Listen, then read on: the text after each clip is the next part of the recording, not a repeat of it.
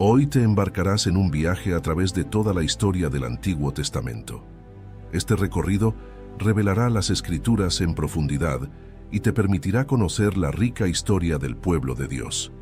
Si te quedas conmigo hasta el final, te aseguro que serás iluminado con la sabiduría de la palabra de Dios y comprenderás plenamente su plan redentor. Antes de que el tiempo comenzara, solo existía Dios. Su existencia es eterna, sin origen ni fin. Dios no fue creado. Él es el creador de todas las cosas. No pasó a existir. Él es el Padre de la eternidad. La eternidad misma es un atributo exclusivo de Dios. En el principio, Dios creó los cielos y la tierra. En un despliegue asombroso de poder y creatividad, Dios habló y el universo tomó forma. La luz se separó de la oscuridad, los mares y la tierra firme se establecieron, y la vida comenzó a llenar cada rincón del nuevo mundo. En 6 días, Dios creó todo lo que existe, y vio que todo era bueno. En Génesis 1:1 se narra: en el principio creó Dios los cielos y la tierra. En el 6º día, Dios formó al primer hombre, Adán, del polvo de la tierra, y sopló en él aliento de vida, dándole no solo existencia, sino también un espíritu viviente capaz de relacionarse con su Creador. Para acompañarlo, Dios creó a Eva a partir de una costilla de Adán. Juntos vivieron en el jardín del Edén, un paraíso de abundancia y paz donde caminaban en perfecta comunión con su Creador. En Génesis 2:7 se narra: entonces Dios formó al hombre del polvo de la tierra y sopló en su nariz aliento de vida, y fue el hombre un ser viviente. Dios les dio una sola advertencia: no debían comer del árbol del conocimiento del bien y del mal. Trágicamente, la serpiente, astuta y engañosa, persuadió a Eva para que desobedeciera a Dios, y ella compartió el fruto prohibido con Adán. En ese momento, la inocencia se perdió, y el pecado entró en el mundo. La desobediencia de Adán y Eva tuvo consecuencias devastadoras. Se dieron cuenta de su desnudez y sintieron vergüenza por primera vez. Dios, en su justicia, los expulsó del jardín del Edén para que no comieran del árbol de la vida y vivieran para siempre en su estado caído. Sin embargo, incluso en este acto de juicio, Dios mostró misericordia, proveyéndoles ropa para cubrir su desnudez y prometiendo que un día enviaría a alguien para redimir a la humanidad. En Génesis 3:21 se narra: y Dios hizo al hombre y a su mujer túnicas de pieles, y los vistió.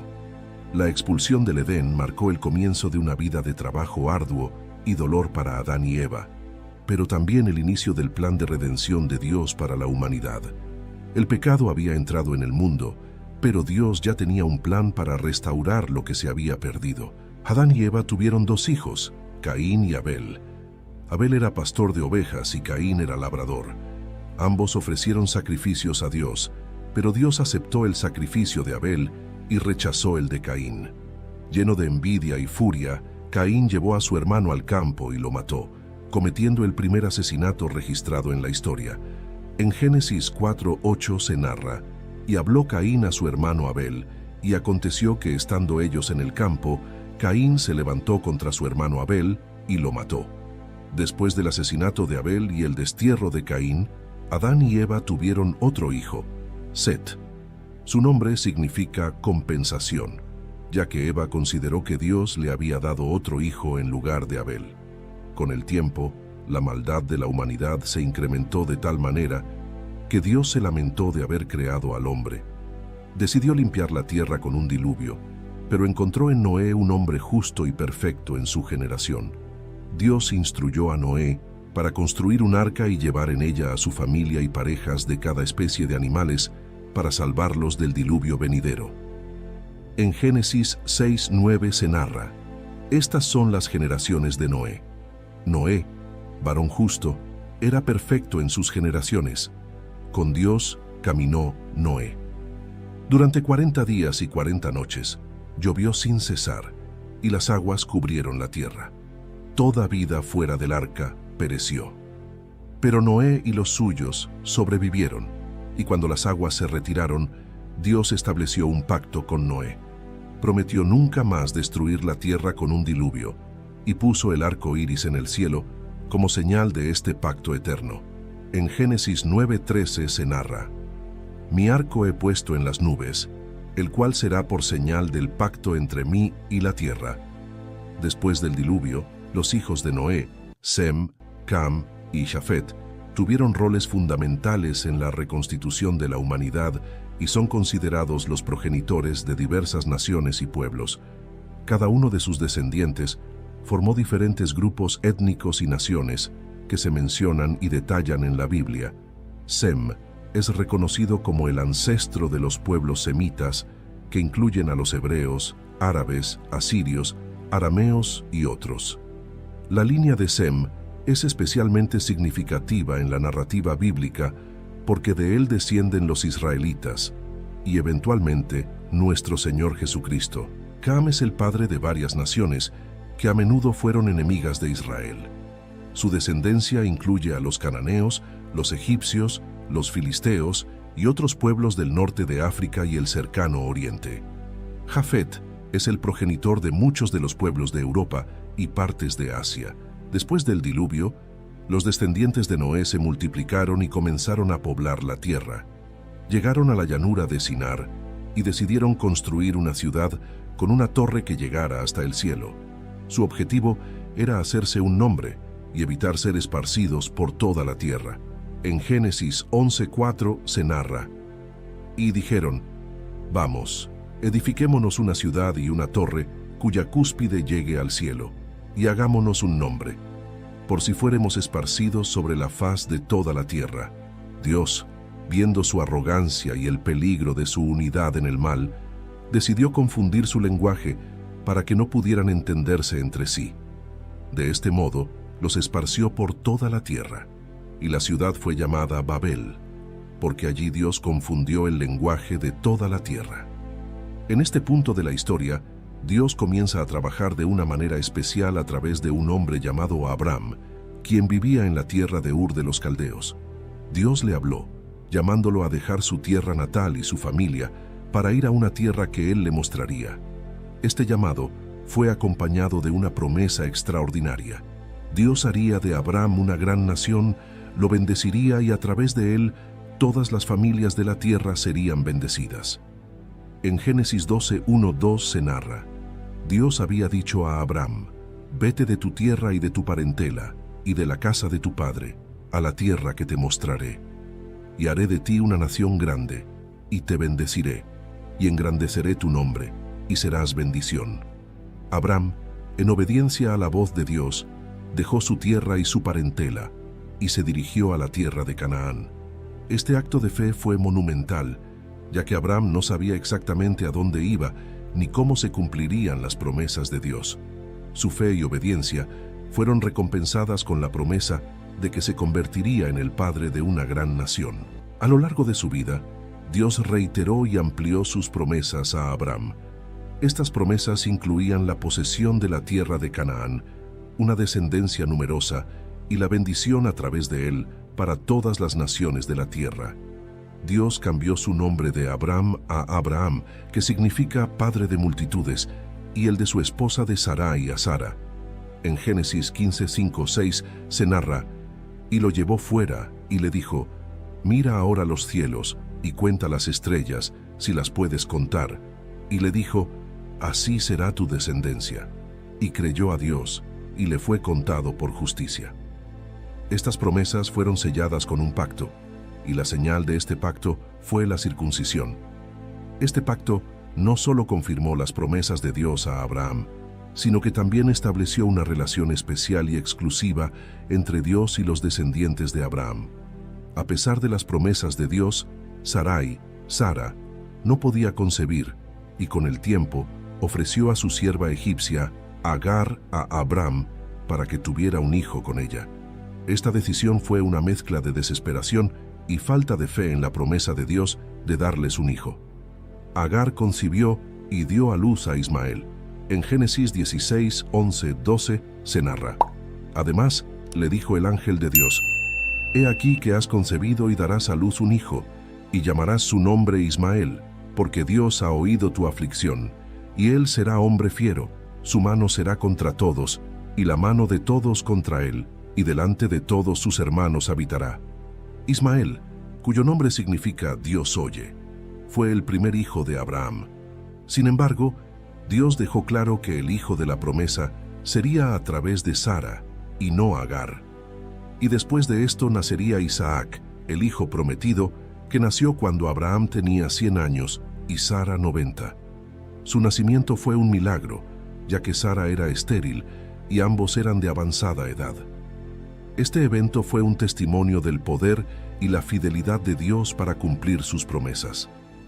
La vida de Abraham no estuvo exenta de pruebas. Una de las más grandes fue cuando Dios le pidió que sacrificara a su hijo Isaac, el hijo de la promesa.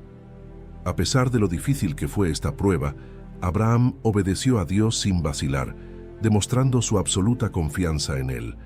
Génesis 22, 2, 3. En el último momento, Dios proveyó un carnero para el sacrificio, y así Isaac fue salvado. Después de la muerte de Sara, Abraham se preocupó por encontrar una esposa adecuada para Isaac. En una muestra de fe y providencia, envió a su siervo a buscar una esposa para Isaac entre su parentela en Mesopotamia. El siervo encontró a Rebeca, quien se convirtió en la esposa de Isaac. En Génesis 24:67 se narra: Isaac la trajo a la tienda de su madre Sara, y tomó a Rebeca por mujer, y la amó, y se consoló Isaac después de la muerte de su madre. La vida de Isaac también tuvo sus desafíos. Una de las pruebas más significativas fue cuando se enfrentó a la hambruna y tuvo que ir a Gerar. Allí, al igual que su padre, mintió sobre la identidad de su esposa por miedo a ser asesinado. Sin embargo, Dios lo protegió y bendijo, confirmando las promesas dadas a Abraham. En Génesis 26:3-4 se narra: Habita como forastero en esta tierra, y estaré contigo, y te bendeciré. Porque a ti y a tu descendencia daré todas estas tierras, y confirmaré el juramento que hice a Abraham tu padre. Multiplicaré tu descendencia como las estrellas del cielo, y daré a tu descendencia todas estas tierras, y todas las naciones de la tierra serán benditas en tu simiente. Isaac también tuvo 2 hijos, Esaú y Jacob, que nacieron después de que Rebeca orara fervientemente a Dios por hijos debido a su esterilidad. Esta oración muestra la fe y la dependencia de Rebeca en Dios. Jacob y Esaú eran gemelos, pero desde el nacimiento, Jacob mostró una naturaleza competitiva. Su nombre significa suplantador, porque nació agarrando el talón de su hermano Esaú. Esta característica definiría gran parte de su vida, ya que Jacob constantemente luchó por la primogenitura y la bendición de su padre. En Génesis 25:23 se narra: Dios le respondió: 2 naciones hay en tu seno, y 2 pueblos serán divididos desde tus entrañas. El un pueblo será más fuerte que el otro pueblo, y el mayor servirá al menor. Jacob, con la ayuda de su madre Rebeca, engañó a su padre Isaac para recibir la bendición destinada a Esaú. Este engaño llevó a un conflicto familiar y a la ira de Esaú, quien planeaba matar a Jacob. Por esta razón, Jacob huyó a la casa de su tío Labán en Harán. En Génesis 27:41 se narra: Y aborreció Esaú a Jacob por la bendición con que su padre le había bendecido, y dijo en su corazón: Llegarán los días del luto de mi padre, y yo mataré a mi hermano Jacob. En su huida, Jacob tuvo un sueño en Betel, donde vio una escalera que llegaba al cielo, con ángeles subiendo y bajando por ella. En este sueño, Dios le reiteró las promesas hechas a Abraham e Isaac, asegurándole que estaría con él y lo bendeciría. En Génesis 28:12-15 se narra: Y soñó, y he aquí una escalera que estaba apoyada en tierra, y su extremo tocaba en el cielo. Y he aquí ángeles de Dios que subían y descendían por ella. Y he aquí, Dios estaba en lo alto de ella, el cual dijo: Yo soy Dios de Abraham tu padre, y Dios de Isaac. La tierra en que estás acostado, te la daré a ti y a tu descendencia. Será tu descendencia como el polvo de la tierra, y te extenderás al occidente, al oriente, al norte y al sur. Y todas las familias de la tierra serán benditas en ti y en tu simiente. He aquí, yo estoy contigo, y te guardaré por donde quiera que fueres, y volveré a traerte a esta tierra, porque no te dejaré hasta que haya hecho lo que te he dicho. En Harán, Jacob se enamoró de Raquel, la hija menor de Labán, y acordó trabajar 7 años para casarse con ella. Sin embargo, Labán lo engañó y le dio a Lea, la hermana mayor, como esposa. Jacob trabajó otros 7 años para casarse finalmente con Raquel. En Génesis 29:20 se narra: así sirvió Jacob por Raquel 7 años, y le parecieron como pocos días, porque la amaba. Jacob se casó con Lea y Raquel, las hijas de Labán, y tuvo 12 hijos, que se convertirían en las tribus de Israel. Después de muchos años al servicio de Labán, Jacob decidió regresar a Canaán. En el camino, temeroso de encontrarse con Esaú, envió regalos y oraciones para apaciguar la ira de su hermano. En la noche antes de su encuentro, Jacob luchó con un hombre, que resultó ser una manifestación divina. Durante esta lucha, Jacob fue bendecido, y su nombre fue cambiado a Israel, que significa el que lucha con Dios. En Génesis 32:28 se narra: y el hombre dijo: no se dirá más tu nombre Jacob, sino Israel, porque has luchado con Dios y con los hombres, y has vencido. Cuando finalmente se encontró con Esaú, Jacob descubrió que su hermano lo había perdonado. Este encuentro marcó un momento de reconciliación y restauración familiar, mostrando cómo Dios puede sanar las heridas y restaurar las relaciones. En Génesis 33:4 se narra: y Esaú corrió a su encuentro, y le abrazó, y se echó sobre su cuello, y le besó, y lloraron.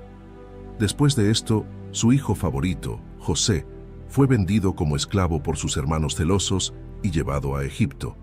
A pesar de las adversidades, José se convirtió en un líder poderoso en Egipto, interpretando sueños y gestionando los recursos del país durante una gran hambruna. En Génesis 37:28 se narra: y cuando pasaban los madianitas mercaderes, sacaron ellos a José de la cisterna y le trajeron arriba, y le vendieron a los ismaelitas por 20 piezas de plata, y llevaron a José a Egipto. Durante la hambruna, los hermanos de José viajaron a Egipto en busca de comida. Eventualmente José se reveló a ellos y los perdonó, invitando a toda su familia a vivir en Egipto, donde serían protegidos y cuidados. En Génesis 50:20 se narra: vosotros pensasteis mal contra mí, mas Dios lo encaminó a bien para hacer lo que vemos hoy, para mantener en vida a mucho pueblo. Con el paso del tiempo, la familia de Jacob se multiplicó y se convirtió en un pueblo numeroso en Egipto. Sin embargo, un nuevo faraón que no conocía a José subió al poder y comenzó a oprimir a los israelitas, forzándolos a trabajar como esclavos. En medio de su sufrimiento, Dios escuchó sus clamores y decidió liberarlos. En Éxodo 3:7-8 se narra: dijo luego Dios: bien he visto la aflicción de mi pueblo que está en Egipto, y he oído su clamor a causa de sus exactores, pues he conocido sus angustias, y he descendido para librarlos de mano de los egipcios, y sacarlos de aquella tierra a una tierra buena y ancha, a tierra que fluye leche y miel. Dios llamó a Moisés, un hombre hebreo criado en la corte del faraón, para liderar a su pueblo fuera de Egipto. A través de Moisés, Dios envió 10 plagas devastadoras sobre Egipto para persuadir al faraón de liberar a los israelitas. Finalmente, después de la 10ª plaga, que mató a todos los primogénitos de Egipto, el faraón permitió que los israelitas se fueran. Mientras los israelitas escapaban, el faraón cambió de opinión y envió a su ejército tras ellos. Atrapados entre el ejército egipcio y el Mar Rojo, Dios hizo un milagro. Dividió las aguas del mar, permitiendo que los israelitas cruzaran en seco. Cuando los egipcios intentaron seguirlos, las aguas volvieron a su lugar y los ahogaron. En Éxodo 14:21-22 se narra: y extendió Moisés su mano sobre el mar, e hizo Dios que el mar se retirase por recio viento oriental toda aquella noche, y tornó el mar en seco, y las aguas quedaron divididas. Entonces los hijos de Israel entraron por en medio del mar en seco, teniendo las aguas como muro a su derecha y a su izquierda.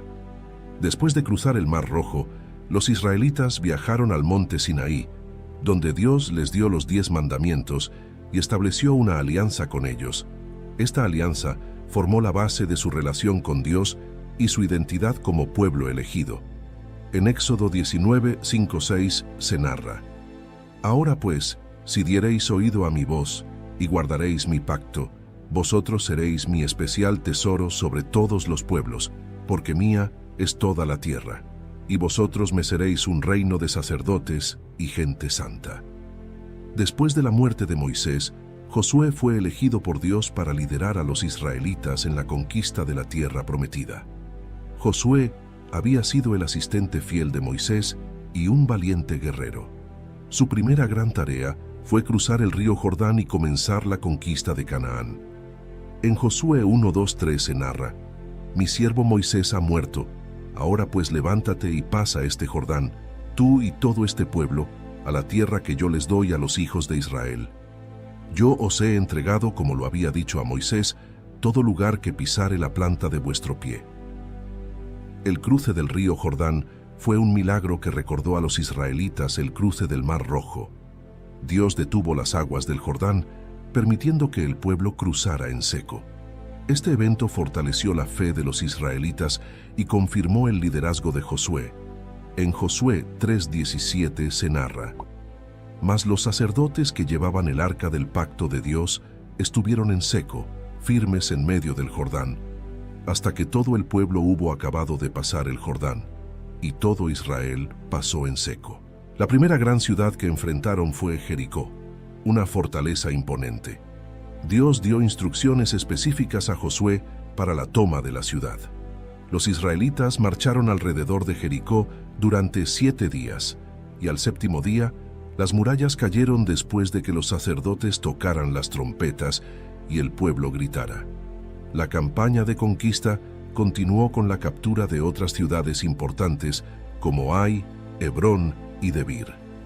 Dios instruyó a los israelitas a destruir completamente a los habitantes de estas ciudades para evitar la influencia de sus prácticas idolátricas y pecaminosas. Después de varias victorias, Josué repartió la tierra entre las 12 tribus de Israel. Cada tribu recibió su herencia conforme a las instrucciones de Dios. La tierra se distribuyó mediante un sorteo, asegurando que cada tribu tuviera su porción, cumpliendo así las promesas de Dios a Abraham, Isaac y Jacob. Aunque los israelitas conquistaron gran parte de Canaán, no expulsaron completamente a todos los habitantes cananeos. Esta desobediencia parcial llevó a futuras dificultades, ya que los pueblos restantes continuaron influyendo negativamente en Israel, llevándolos a la idolatría y al pecado. Con la muerte de Josué y la generación que conquistó Canaán, comenzó un nuevo capítulo en la historia de Israel, el período de los jueces. Este fue un tiempo caracterizado por ciclos de apostasía, opresión, clamor a Dios y liberación. Después de la muerte de Josué, los israelitas rápidamente cayeron en la idolatría, adorando a los dioses de los pueblos vecinos. Esta infidelidad llevó a la opresión por parte de diversas naciones, que Dios permitió como castigo por su desobediencia.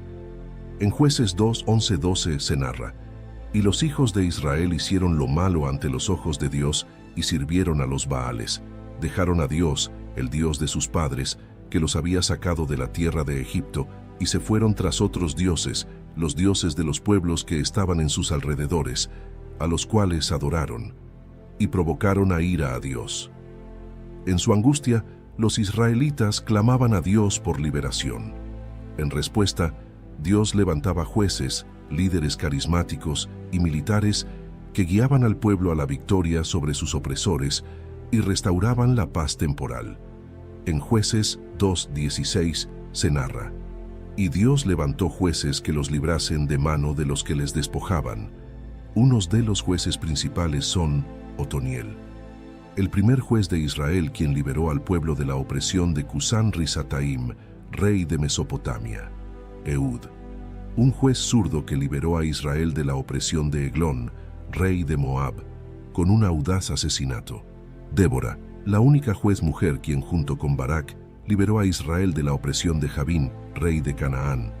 Gedeón, llamado por Dios para liberar a Israel de los madianitas. Con un pequeño ejército de 300 hombres, Gedeón derrotó al ejército de Madián mediante una estrategia divinamente inspirada. Jefté, hijo de una ramera que fue rechazado por su familia, pero más tarde fue llamado para liderar a Israel contra los amonitas. Sansón, conocido por su fuerza sobrenatural, Sansón luchó contra los filisteos, pero fue traicionado por Dalila. En su muerte, Sansón derribó el templo filisteo, matando a muchos de sus enemigos.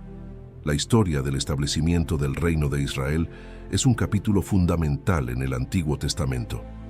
Este período abarca desde el fin del tiempo de los jueces hasta la monarquía unida bajo los reyes Saúl, David y Salomón. A través de estos eventos, vemos cómo Dios dirige la transición de Israel de una confederación de tribus a una nación unida bajo un gobierno centralizado. Samuel fue el último de los jueces y un profeta significativo en la historia de Israel. Nació como respuesta a las oraciones de su madre Ana, quien lo dedicó al servicio de Dios desde su nacimiento. Samuel fue criado en el tabernáculo bajo la tutela del sacerdote Elí. En 1 de Samuel 1:27-28 se narra: «Por este niño oraba, y Dios me dio lo que le pedí. Yo pues lo dedico también a Yahvé. Todos los días que viva, será de Dios». Y adoró allí a Yahvé. Samuel se convirtió en un líder espiritual, militar y judicial de Israel. Su integridad y devoción a Dios le ganaron el respeto del pueblo. Sin embargo, los israelitas comenzaron a demandar un rey para que los gobernara como las demás naciones, lo que marcó el fin del periodo de los jueces. En 1 de Samuel 8:4-5 se narra: «Entonces todos los ancianos de Israel se juntaron y vinieron a Ramá para ver a Samuel, y le dijeron: He aquí tú has envejecido, y tus hijos no andan en tus caminos. Por tanto, constitúyenos ahora un rey que nos juzgue, como tienen todas las naciones». Dios accedió a la petición del pueblo, aunque les advirtió a través de Samuel sobre las implicaciones y los desafíos de tener un rey. A pesar de las advertencias, el pueblo insistió, y Dios instruyó a Samuel para que ungiera a Saúl como el primer rey de Israel. En 1 de Samuel 8:19-22 se narra: «Pero el pueblo no quiso oír la voz de Samuel y dijo: No, sino que habrá rey sobre nosotros, y nosotros seremos también como todas las naciones, y nuestro rey nos gobernará, y saldrá delante de nosotros, y hará nuestras guerras». Y oyó Samuel todas las palabras del pueblo, y las refirió en oídos de Dios. Y Dios dijo a Samuel: «Oye su voz, y pon rey sobre ellos». Entonces dijo Samuel a los varones de Israel: «Idos cada uno a vuestra ciudad». Saúl, de la tribu de Benjamín, fue elegido por Dios y ungido por Samuel como el primer rey de Israel. Al principio, Saúl demostró ser un líder valiente y capaz, ganándose la confianza y el apoyo del pueblo. En 1 de Samuel 10:1 se narra: «Tomando entonces Samuel una redoma de aceite, la derramó sobre su cabeza, y lo besó y dijo: ¿No te ha ungido el Señor por príncipe sobre su pueblo Israel?». Saúl comenzó su reinado con éxito, liderando a Israel en varias victorias militares contra sus enemigos, incluyendo a los amonitas y los filisteos. Sin embargo, su reinado se vio marcado por actos de desobediencia a Dios que eventualmente llevaron a su rechazo como rey. En 1 de Samuel 13:14 se narra: «Entonces Samuel dijo a Saúl: Locamente has hecho, no guardaste el mandamiento del Señor tu Dios que Él te había ordenado, pues ahora el Señor hubiera confirmado tu reino sobre Israel para siempre. Mas ahora tu reino no será duradero. El Señor se ha buscado un varón conforme a su corazón, al cual Dios ha designado para que sea príncipe sobre su pueblo, por cuanto tú no has guardado lo que Yahvé te mandó». Dios envió a Samuel a la casa de Isaí en Belén para ungir a un nuevo rey. El elegido fue David, el más joven de los hijos de Isaí, un pastor de ovejas. Aunque no era el mayor ni el más impresionante a los ojos humanos, Dios vio en David un corazón conforme a su voluntad. En 1 de Samuel 16:7 se narra: «Y Yahvé respondió a Samuel: No mires a su parecer, ni a lo grande de su estatura, porque yo lo desecho. Porque Yahvé no mira lo que mira el hombre, pues el hombre mira lo que está delante de sus ojos, pero Yahvé mira el corazón. David ganó prominencia al enfrentarse y derrotar al gigante filisteo Goliat con una honda y una piedra, mostrando una fe y valentía extraordinarias que inspiraron a todo Israel.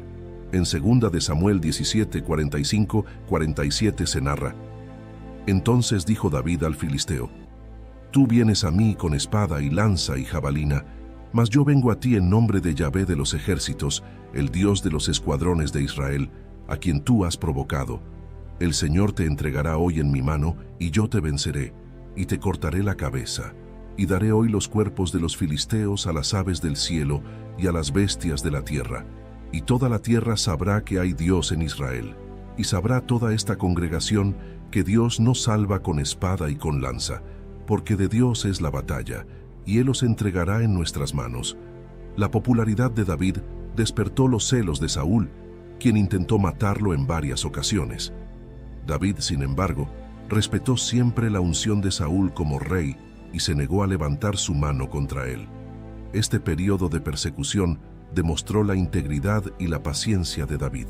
En 2 de Samuel 24:10 se narra: He aquí, hoy han visto tus ojos cómo Yahvé te ha puesto hoy en mis manos en la cueva, y me dijeron que te matase, pero te perdoné, porque dije, no extenderé mi mano contra mi Señor, porque Él es el ungido del Señor.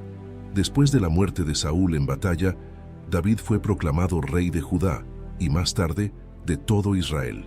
Estableció Jerusalén como la capital del reino, y trasladó allí el arca del pacto, unificando a la nación tanto política como espiritualmente.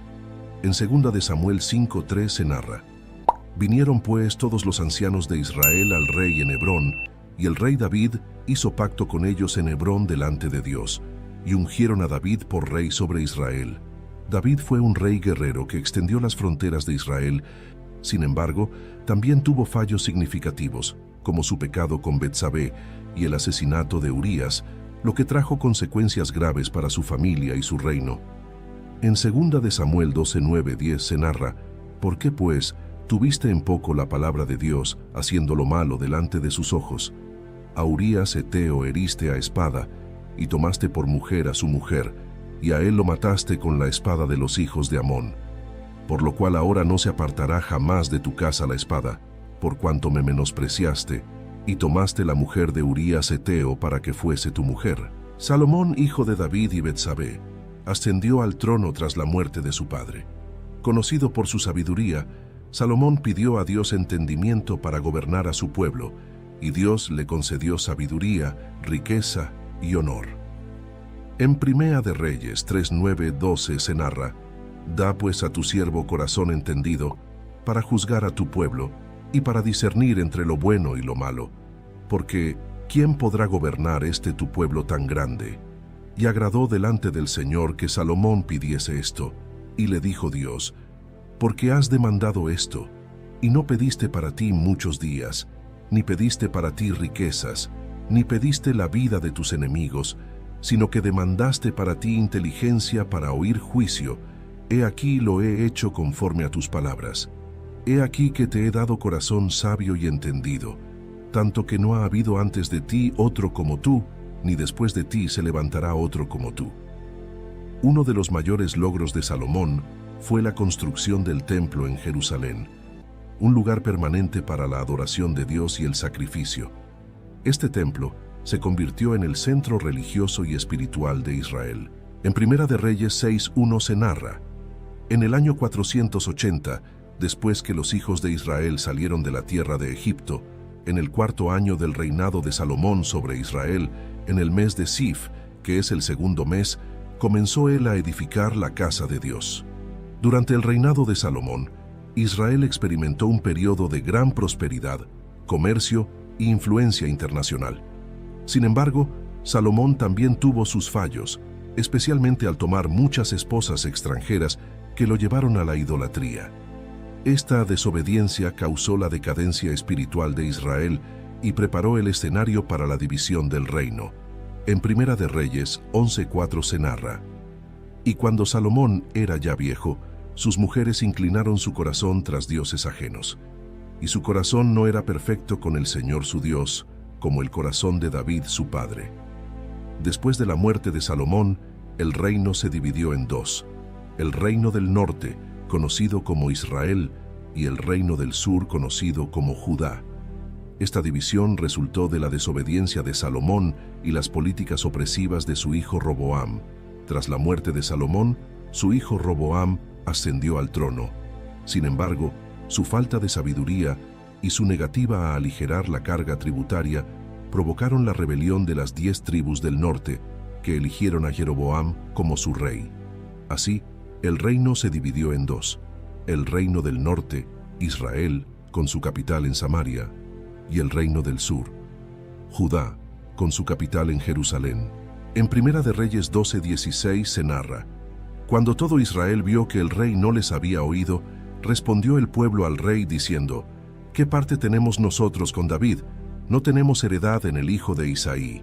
Israel, a tus tiendas, provee ahora David a tu casa. Y el pueblo de Israel se fue a sus tiendas. Israel, el reino del norte, tuvo una sucesión de reyes, muchos de los cuales llevaron al pueblo a la idolatría y al pecado. Entre los más destacados se encuentran Jeroboam I. Estableció ídolos en Betel y Dan para evitar que la gente fuera a Jerusalén a adorar. En Primera de Reyes 12:28-30 se narra: y habiendo tomado consejo, hizo el rey 2 becerros de oro, y dijo al pueblo: bastante habéis subido a Jerusalén. He aquí tus dioses, oh Israel, los cuales te hicieron subir de la tierra de Egipto. Y puso uno en Betel, y el otro en Dan. Y esto fue causa de pecado, porque el pueblo iba a adorar delante de uno hasta Dan. Acab y Jezabel. Acab, influenciado por su esposa Jezabel, promovió la adoración a Baal y persiguió a los profetas de Dios. En Primera de Reyes 16:30-31 se narra: y Acab, hijo de Omri, hizo lo malo ante los ojos de Yahvé, más que todos los que reinaron antes de él. Porque le fue ligera cosa andar en los pecados de Jeroboam, hijo de Nabat, y tomó por mujer a Jezabel, hija de Et-Baal, rey de los Sidonios, y fue y sirvió a Baal, y lo adoró. Judá, el reino del sur, tuvo algunos reyes piadosos que intentaron reformar el culto y traer al pueblo de vuelta a Dios. Entre los más destacados se encuentran Asa. Llevó a cabo reformas religiosas y removió los ídolos. En Primera de Reyes 15:11 se narra: Asa hizo lo recto ante los ojos de Dios, como David su padre. Josafat continuó con las reformas de Asa y fortaleció a Judá espiritualmente. En Segunda de Crónicas 17:3-4 se narra: y Dios estuvo con Josafat, porque anduvo en los primeros caminos de David su padre, y no buscó a los Baales, sino que buscó al Dios de su padre, y anduvo en sus mandamientos, y no según las obras de Israel. Josías redescubrió el libro de la ley y llevó a cabo una reforma radical. En Segunda de Reyes 23:25 se narra: no hubo otro rey antes de él que se convirtiese a el Señor de todo su corazón, de toda su alma y de todas sus fuerzas, conforme a toda la ley de Moisés, ni después de él nació otro igual. Durante este tiempo, Dios levantó profetas para advertir, exhortar y consolar a su pueblo. Los profetas desempeñaron un papel crucial en llamar a Israel y Judá al arrepentimiento y advertirles de las consecuencias de su pecado. Elías, uno de los profetas más poderosos y temidos, enfrentó directamente a Acab y Jezabel. Su vida estuvo marcada por milagros, como la resurrección del hijo de la viuda de Sarepta y el desafío a los profetas de Baal en el monte Carmelo. En Primera de Reyes 18:36-39 se narra: cuando llegó la hora de ofrecerse el holocausto, se acercó el profeta Elías y dijo: Jehová Dios de Abraham, de Isaac y de Israel, sea hoy manifiesto que tú eres Dios en Israel, y que yo soy tu siervo, y que por mandato tuyo he hecho todas estas cosas. Respóndeme, Señor, respóndeme, para que conozca este pueblo que tú, oh Dios, eres el Dios, y que tú vuelves a ti el corazón de ellos. Entonces cayó fuego de Dios, y consumió el holocausto, la leña, las piedras y el polvo, y aún lamió el agua que estaba en la zanja. Viéndolo todo el pueblo, se postraron y dijeron: Yahvé es el Dios, Yahvé es el Dios. Eliseo, discípulo de Elías, continuó su ministerio y realizó muchos milagros, incluyendo la multiplicación del aceite de la viuda y la resurrección del hijo de la Sunamita. En Segunda de Reyes 4:32-35 se narra: Y venido Eliseo a la casa, he aquí que el niño estaba muerto tendido sobre su cama. Entrando él entonces, cerró la puerta tras ambos y oró a Yahvé.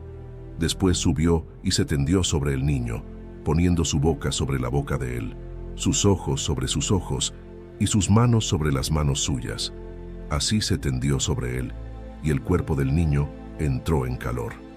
Volviéndose luego, se paseó por la casa de una parte a otra, y después subió y se tendió sobre él nuevamente. Y el niño estornudó 7 veces y abrió sus ojos. Isaías proclamó mensajes de juicio y esperanza, prediciendo la venida del Mesías. En Isaías 9 se narra: Porque un niño nos es nacido, hijo nos es dado, y el principado sobre su hombro. Y se llamará su nombre Admirable, Consejero, Dios fuerte, Padre eterno, Príncipe de paz. Jeremías, llamado el profeta llorón, advirtió sobre la inminente destrucción de Jerusalén y el exilio a Babilonia. En Jeremías 29:10-11 se narra: Porque así dijo Yahvé: Cuando en Babilonia se cumplan los 70 años, yo os visitaré, y despertaré sobre vosotros mi buena palabra, para haceros volver a este lugar. Porque yo sé los pensamientos que tengo acerca de vosotros, dice Yahvé, pensamientos de paz y no de mal, para daros el fin que esperáis. Ezequiel, exiliado en Babilonia, tuvo visiones de la restauración de Israel y la gloria futura del templo. En Ezequiel 36:24-27 se narra: Y os tomaré de las naciones, y os recogeré de todas las tierras, y os traeré a vuestro país. Esparciré sobre vosotros agua limpia, y seréis limpiados de todas vuestras inmundicias, y de todos vuestros ídolos os limpiaré. Os daré corazón nuevo, y pondré espíritu nuevo dentro de vosotros, y quitaré de vuestra carne el corazón de piedra, y os daré un corazón de carne. Y pondré dentro de vosotros mi espíritu, y haré que andéis en mis estatutos, y guardéis mis preceptos y los pongáis por obra. Oseas usó su matrimonio con una mujer infiel como una metáfora del amor de Dios por Israel, a pesar de su infidelidad. En Oseas 3:1 se narra: Me dijo otra vez Yahvé: Ve, ama a una mujer amada de su compañero, aunque adúltera, como el amor de Yahvé para con los hijos de Israel, los cuales miran a dioses ajenos y aman tortas de pasas. Amós condenó la injusticia social y la hipocresía religiosa de Israel. En Amós 5:24 se narra: Pero corra el juicio como las aguas y la justicia como impetuoso arroyo. Miqueas predijo la caída de Samaria y Jerusalén y también profetizó sobre el nacimiento del Mesías en Belén. En Miqueas 5:2 se narra: Pero tú, Belén Efrata, pequeña para estar entre las familias de Judá, de ti me saldrá el que será Señor en Israel, y sus salidas son desde el principio, desde los días de la eternidad. A pesar de las advertencias de los profetas, tanto Israel como Judá continuaron en su camino de idolatría y desobediencia. Finalmente, Dios permitió que las naciones enemigas conquistaran a su pueblo como juicio por su pecado. El reino del norte, Israel, fue conquistado por Asiria en 722 a.C. y sus habitantes fueron llevados al exilio. En Segunda de Reyes 17:6 se narra: En el año 9 de Oseas, el rey de Asiria tomó Samaria y llevó a Israel cautivo a Asiria y los puso en Jalá y en Abor junto al río Gozán y en las ciudades de los medos. Judá, el reino del sur, sobrevivió por más tiempo, pero finalmente también cayó debido a su pecado. En el año 586 a.C., los babilonios, bajo el liderazgo de Nabucodonosor, conquistaron Jerusalén, destruyeron el templo y llevaron a muchos de los judíos al exilio en Babilonia. En Segunda de Reyes 25:8-9 se narra: En el mes quinto, a los 7 días del mes, que era el año 19 del rey Nabucodonosor, rey de Babilonia, vino a Jerusalén Nabuzaradán, capitán de la guardia, siervo del rey de Babilonia, y quemó la casa de Yahvé, y la casa del rey, y todas las casas de Jerusalén, y todas las casas de los grandes quemó a fuego. Durante el exilio en Babilonia, los judíos enfrentaron la tarea de mantener su identidad y fe en un entorno pagano. Profetas como Ezequiel y Daniel jugaron un papel crucial en mantener viva la esperanza y la fe del pueblo. En Jeremías 29, 10, 11 se narra: porque así dijo Yahvé, cuando en Babilonia se cumplan los 70 años, yo os visitaré y despertaré sobre vosotros mi buena palabra, para haceros volver a este lugar. Porque yo sé los pensamientos que tengo acerca de vosotros, dice Jehová, pensamientos de paz y no de mal, para daros el fin que esperáis. Después de 70 años en el exilio, Dios movió el corazón de Ciro, rey de Persia, para permitir que los judíos regresaran a su tierra y reconstruyeran el templo. Este decreto marcó el inicio del retorno y la restauración de Jerusalén.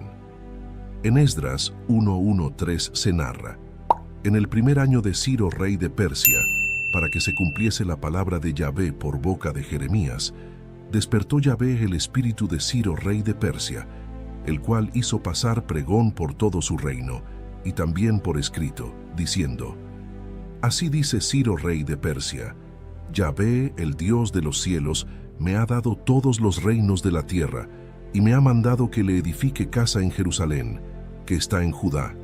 Quien haya entre vosotros de todo su pueblo, sea Dios con él, y suba a Jerusalén, que está en Judá, y edifique la casa a Yahvé, Dios de Israel, él es el Dios, la cual está en Jerusalén.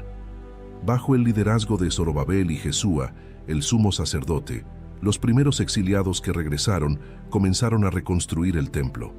Aunque enfrentaron oposición y dificultades, perseveraron y finalmente completaron la obra en el año 516 a.C.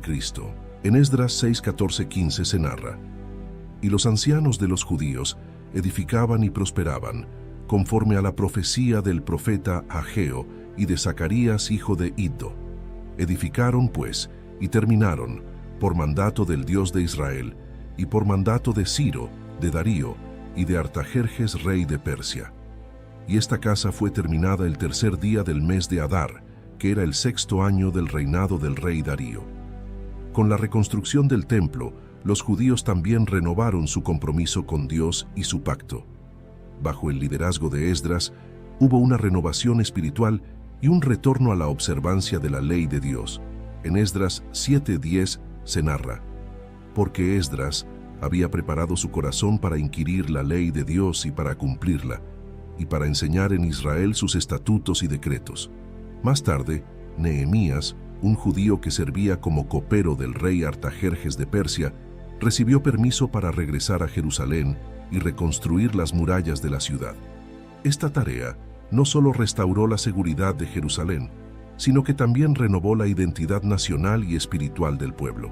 En Nehemías 2:17 se narra: les dije pues, vosotros veis el mal en que estamos, que Jerusalén está desierta, y sus puertas consumidas por el fuego. Venid, y edifiquemos el muro de Jerusalén, y no estemos más en oprobio. La dedicación de las murallas fue un momento de gran celebración y avivamiento espiritual.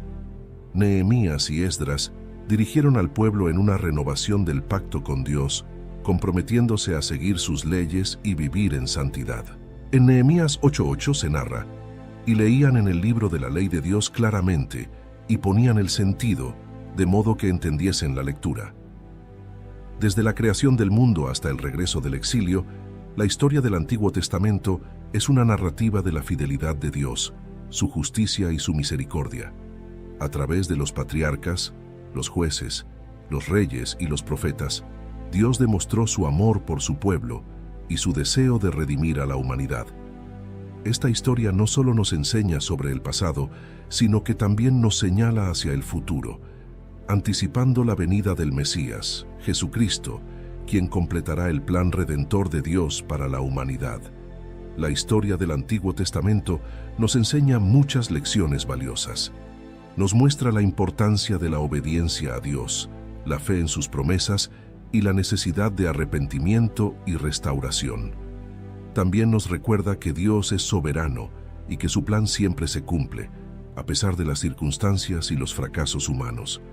Estas historias pueden parecer distantes en el tiempo, pero sus enseñanzas son eternas y aplicables a nuestra vida diaria.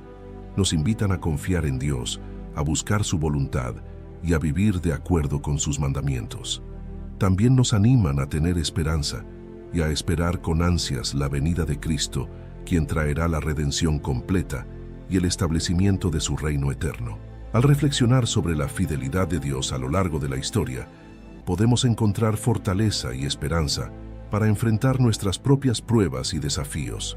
Sabemos que el mismo Dios que guió a Abraham, salvó a Noé, liberó a Israel de Egipto y restauró a su pueblo del exilio, está con nosotros hoy, guiándonos y sosteniéndonos con su amor y su gracia. La historia del Antiguo Testamento es una historia de fe, redención y esperanza. Nos muestra el carácter de Dios y su plan eterno para la humanidad.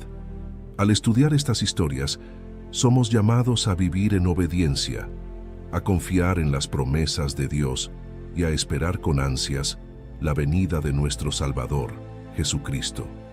Que estas enseñanzas nos fortalezcan y nos inspiren a vivir una vida que honre y glorifique a Dios, sabiendo que Él es fiel y que su amor por nosotros es eterno. Ahora te invitamos a unirte a esta comunidad de fe y espiritualidad, donde juntos podemos explorar las profundidades de las Escrituras y encontrar guía y consuelo en las historias de aquellos que nos han precedido. Suscríbete a este canal para continuar descubriendo los misterios de la fe y compartir con nosotros tus reflexiones y experiencias. Comenta tus pensamientos y cómo esta historia ha tocado tu vida o tu comprensión de la espiritualidad. Comparte este video con aquellos que, como tú, buscan en las historias de fe antiguas luces para el camino moderno. Nos vemos en un nuevo video. Dios los bendiga.